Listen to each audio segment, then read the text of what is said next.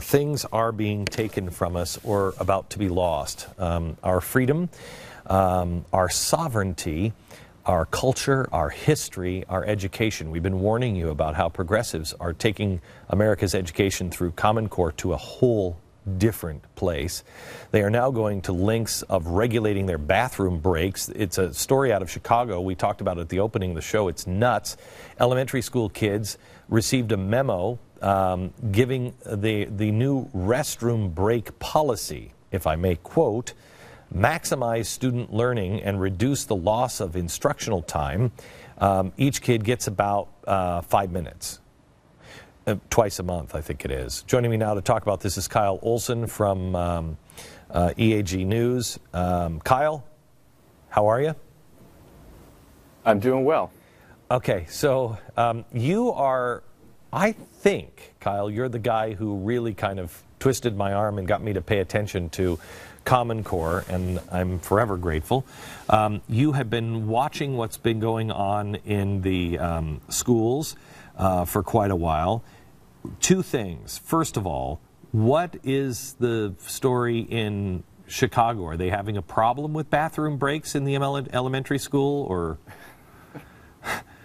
Well, I think what it is this overreaction to low student performance. And so with higher expectations coming into the system, with employees, administrators, and teachers being held accountable for student performance, this is the sort of overreaction we're going to see, where they're actually going to limit young kids' bathroom breaks just so they can supposedly spend more time in the classroom. Well, it's not limiting. It's just also you have scheduled bathroom breaks.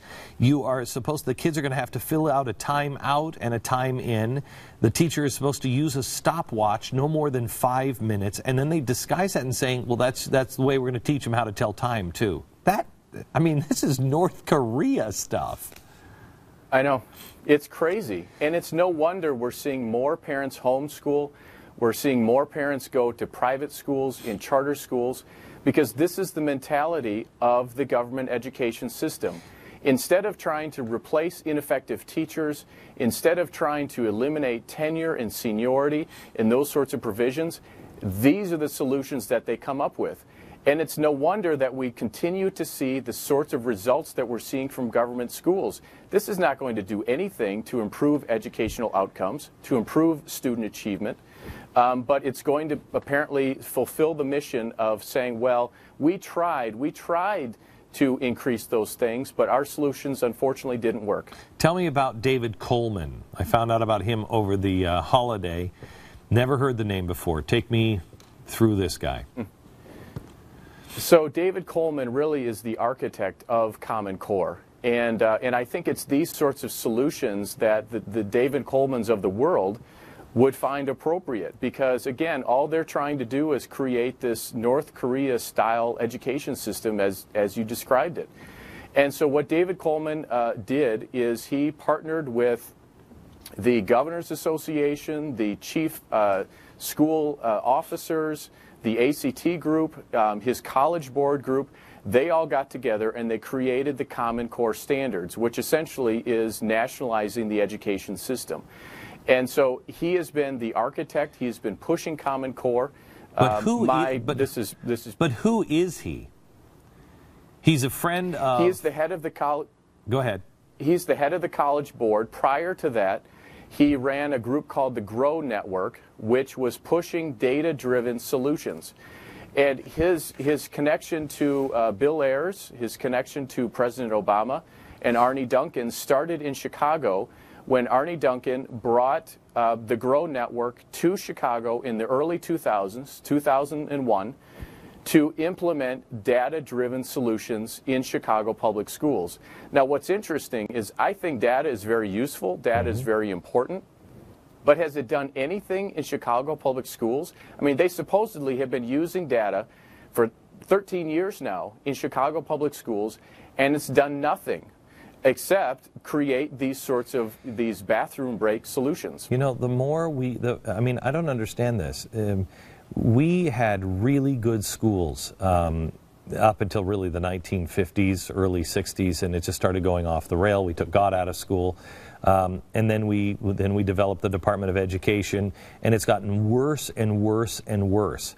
At what point is there a breaking point, and can you convince a society anymore that is so used to putting their kids on a bus and just, I don't know how to teach, and I'm not qualified to teach. If I hear one more person tell me that somebody's not qualified to teach, I mean, unless you're in a mental institution, you can figure it out.